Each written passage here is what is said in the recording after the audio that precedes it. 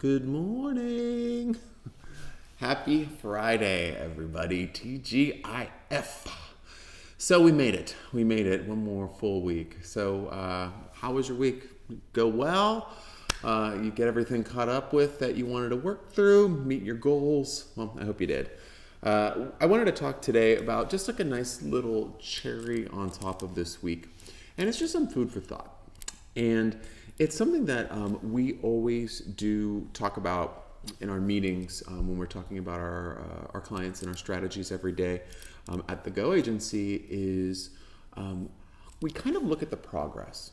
We look at the progress of every one of our clients and see how things can be improved. What is a big win? What should we try to do again and replicate?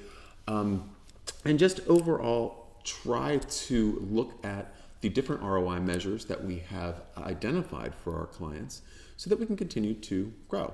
Now, one of the things that I wanted to really talk about, and this is something that we've come across a few times.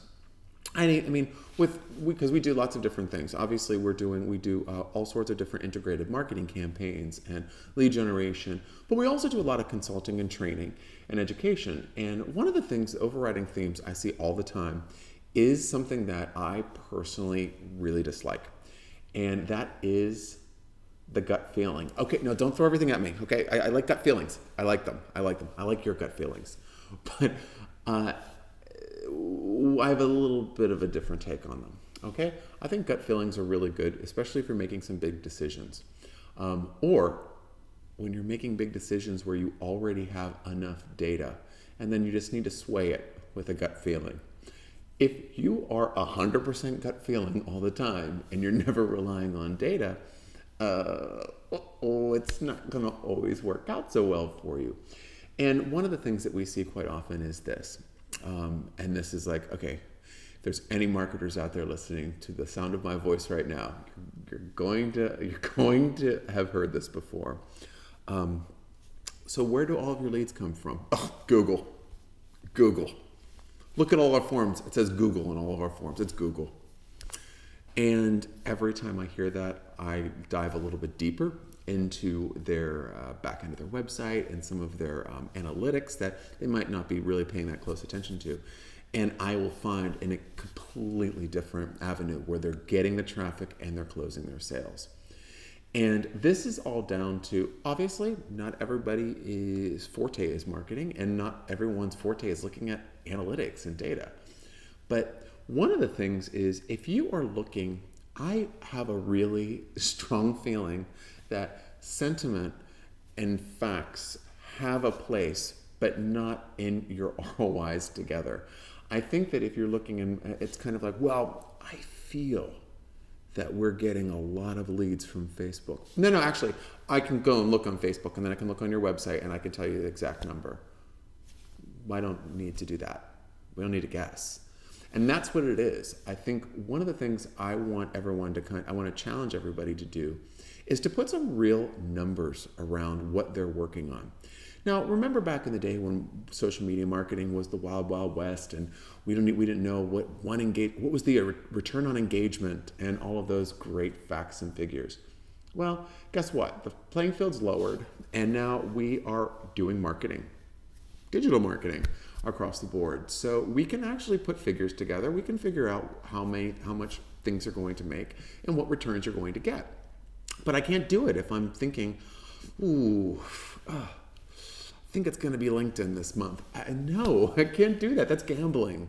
You know what I mean? And I'm not a big gambler, but at the same time, I'll gamble with good odds, and I'll gamble with data. If I'm given a dead cert, for example, if I look at my website and I can see that all of my traffic is coming from, I keep on saying Facebook, I say Instagram, and it's coming from Instagram, and we're not spending any money on Instagram. I'm going to start spending some money on Instagram and see if I can kind of light that on fire or throw some gasoline on that. And you would not know that if you weren't looking at the data. And I wrote a blog last week and I put it up on my website. It's on thegoagencyusa.com and on the blog page. And it's all about how to figure out the ROI of online advertising. But it's really showing you how data plays such a big role in all ROI conversations. So if you are not paying attention to that ROI conversation and you're just kind of gut feeling everything, it's not going to work so well. I mean, people are lucky and people win all the time, but I think that if you're trying to be really smart with your money, especially in the times when we're trying to really make sure we're maximizing investments, understanding how much you're actually garnering through your physical activity is a major thing. Also, where can you spend more? Where can you spend less? What activity is the most meaningful to you? And I never really have a successful meeting if my team and I, we sit down and we start talking strategically and having a discussion, and then everyone's saying, well, I really feel we should be doing this month. And I always say, well, does the client feel that way? Why do you feel this? Well, I feel like right now I could think it's like, great. What I want to do is I want to look at the numbers first. And then let's talk about these ideas, because those numbers will back up these ideas and the platform that you're going to go from. So folks, this is my Friday chat. I know, super uplifting.